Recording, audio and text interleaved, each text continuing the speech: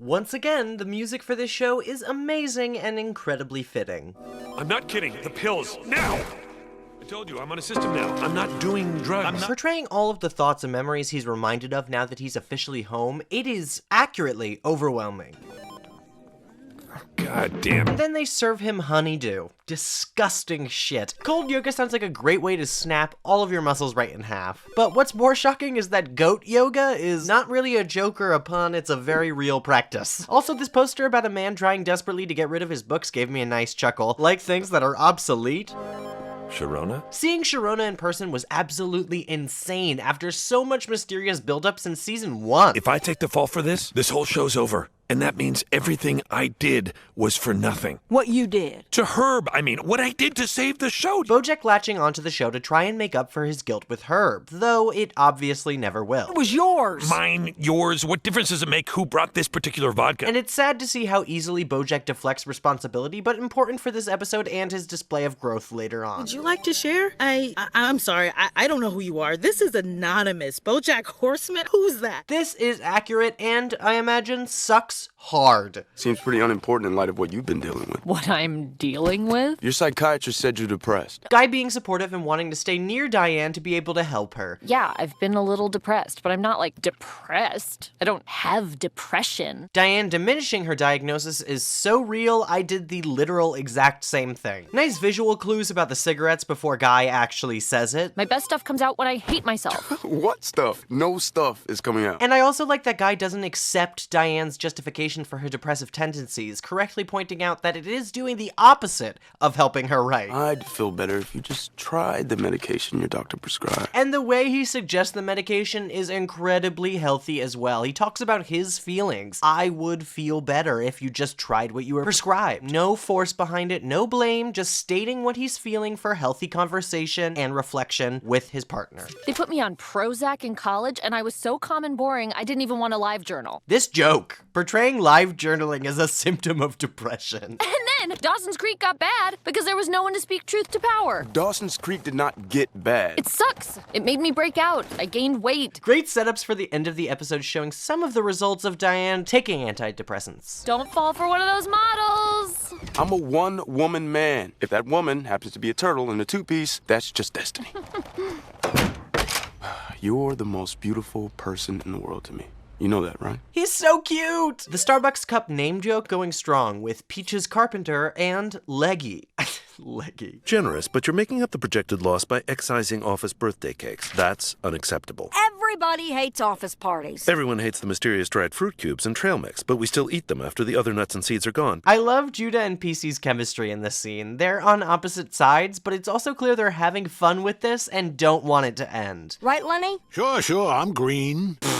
Lenny. Turtle Green slogan, slow food cooked slowly. Judah! Yes? You're the best assistant I ever had.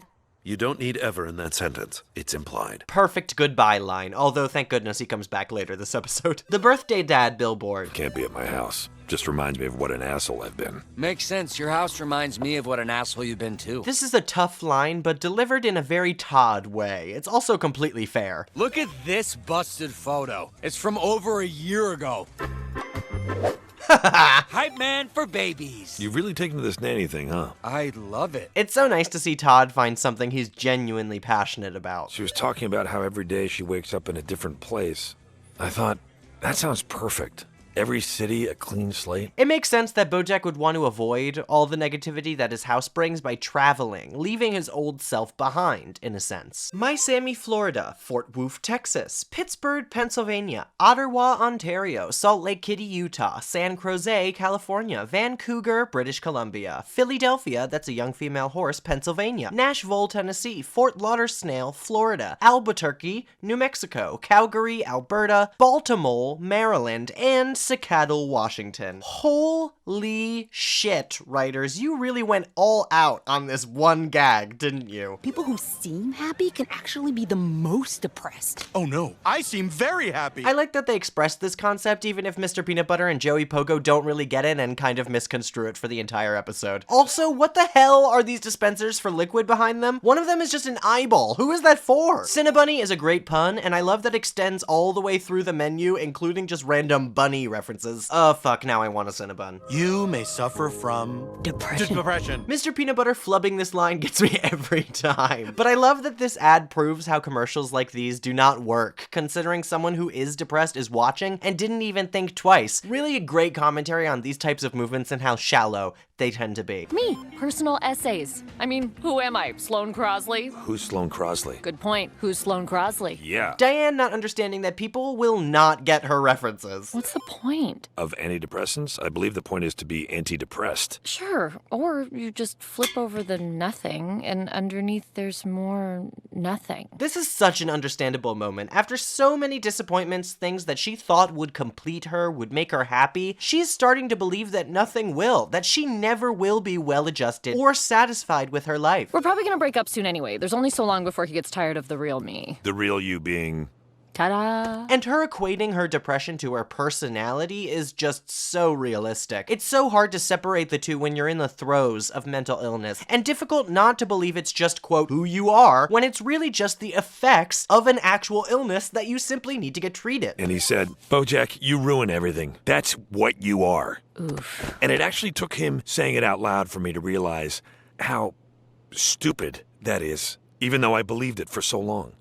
I bought into this idea that I was the thing that couldn't be changed. 5 points for this moment. It's so wonderful for Bojack to express that he has risen past, or at least begun to understand that his damage is not who he is, or at least not all he is. He used that as an excuse not to change, not to try to be better, and all that did was waste time where he could have avoided being miserable. The fact that he recognizes what Diane has done for him and returns the favor for her this episode is so beautiful, and one of the best parts of Bojack's arc as a whole, as well as one of my favorite messages this show conveys. It is not all you are. Get the help you need. It's nothing to be ashamed of. And then he just cleans the place up for her, not even waiting for thanks or praise, proving he's doing it out of care for Diane. But he's still a little selfish, and the old Bojack taking her scarf here, she definitely remembers that one for later. Jet Moo. I appreciate that they alternate airline puns this episode. It's both minute and massive. How can he be minute and massive? It's a paradox. It's Sylvia Plath wearing Saint Laurent. Wesleyan. This does sound like college student dialogue. Wesleyan separating Michael Bay from their main motto and accomplishments. They canceled all the drama classes. What? Why? The acting professor quit. He got cast in a regional commercial. And he quit?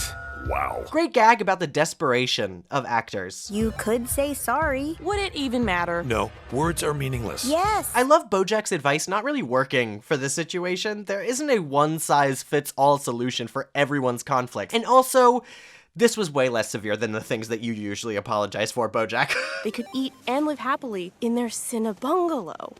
Well, I think it's a great idea, and this customer thinks so too, right, Lonely Horse Guy? Sure. He loves it. You better get in on this before there's a bidding war.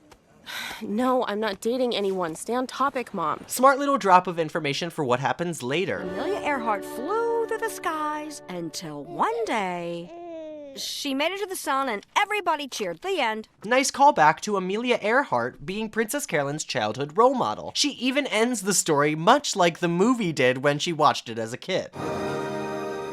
By Jove, she's doing it! She's flying to the sun! That's where she's going! Now we don't need to be sad when we think about her later. Look what Uncle Bojack brought you, Ruthie. It's a 1970s pop art interpretation of the narcissist myth. How appropriate for a baby. Narcissus? I thought the painting was about me. Next level joke. There's always so much stupid bullshit to take care of there. Aren't you the boss? Why are you doing the stupid bullshit? I don't know. You need your own Princess Carolyn to take care of you. And Bojack also gives Princess Carolyn some great advice, comforting her and supporting her. Ugh, Mr. Horseman, we have to allow other applicants time to apply. why. The Dean's name. And also this visual gag stresses me the fuck out. Raven Simone is circling. Raven! She's circling around portending my doom? She's gonna swoop in and peck out my chances? That is so... like her. Yeah! Yep, that's me. Nice way to subvert that reference. But it's the same house, the same city, just nothing's changed. So how am I supposed to? Well, there would be a good place to start, wouldn't it? I can't believe you have been dyeing your hair for 20 years. What color is this? Sharpie? And I enjoy Bojack removing this facade from his appearance to be more authentically himself. Plus, it's a great way to symbolize the new Bojack. You're sure it's not a Jesus thing? Fine, if it helps end this conversation, yes, it's a Jesus thing. It's not a Jesus thing. I figured. I don't want to presume anything, but there's an app you might be interested in. One of my favorite tiny ways that Bojack helps the people around him, and just because he wants to do the right thing, not because he expects anything in return. Southwest is also a great one. It's so icy, all connecting flights have been grounded. Tell stay until we can get you on your way. And the luggage doors are iced shut, so your bags are probably gone forever. All of this is about right for an economy flying experience. Lots of great television gags, but the fact that they framed Lucille Ball and Desi Arnaz's divorce agreement is insane. And I love the little FHBA exhibit in the background. Well, looks like you finally got your crossover episode.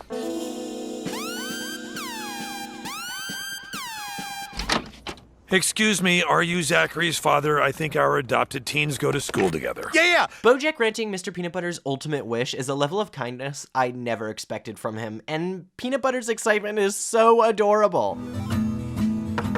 Come in. Pardon my state. I was amid-trek of the Los Angeles Crest when I received your text. So glad Princess Carolyn called Judah back, admitting that she needs the help thanks to Bojack's advice, and making the first step to include him again and balance her life more effectively. It does a really good job portraying how positively Bojack affects all the people around him in this episode, and how far he's actually developed after his time in rehab. And there's a weird burnt smell coming from the copy room. I'm familiar with that smell. And so funny that Judah is just already in his suit by the time we cut back. Ask my mother when I treated myself. Oh, 5 point. You knew I was gonna give 5 points for this moment. It is so refreshing to see such a realistic and positive depiction of antidepressants in a television show, and it is so helpful to those who are perhaps worried about taking them, and that is preventing them from getting the help that they need. Diane has gained weight, but Guy is simply happy that she is clearly in a better place because he truly cares about her and doesn't find her any less beautiful than he did before she started taking the medication. In fact, nobody in the show even really comments on Diane's weight gain, simply expressing joy for the fact that she is doing better and is satisfied, which is so beautiful to see on modern television. It's so refreshing to see a positive depiction of this and to not portray it as the end of the world or the loss of beauty or something like that. The sign with the callback to the Dawson's Creek dilemma, showing her having more perspective now that she isn't clouded by her depression, is also a great touch. They do an excellent job setting up this moment to be ultimately satisfying and a crucial turning point for Diane's arc. I'd also like to give a shout out to Bob Boone. Nice one, writers. Though thy sins be like scarlet, they shall be white as snow. It is only when we show ourselves forgiveness and mercy that we truly live a life of grace, that we are reborn. This is also such an important message, and one that strikes to the heart of what Bojack has been dealing with this episode. He can't really move on, can't become that new Bojack that is doing these beautiful things for his friends until he resolves to stop punishing himself for every terrible thing that he's done in the past. Unless thou art a witch, then God wills ye be burnt at the stake. Showing that religion can be a comfort, while also showing its rather bloody history. Peace be with you. Peace be with you.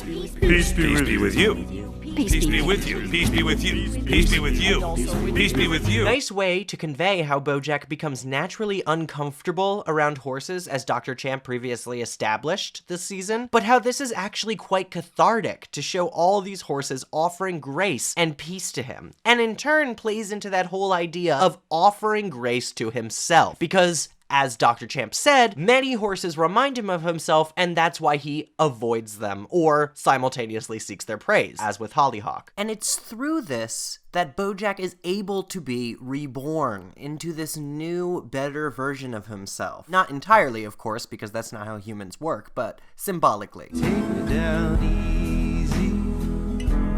Take take me down. I love this song too, so heartfelt, calm, and sweet. I get a warm feeling at the end of this episode whenever I rewatch it, and it is truly one of the most positive episodes of this entire show, and one that I would say goes against the feeling that everybody tells you you'll get when you watch Bojack. Ultimately, this episode made me feel great, inspired, and ready to take on the world, ready to accept help and forgive myself. And that is so important to be able to teach people, and not just in the way where it is critically depressing, as many other Bojack episodes do, not to diminish their importance.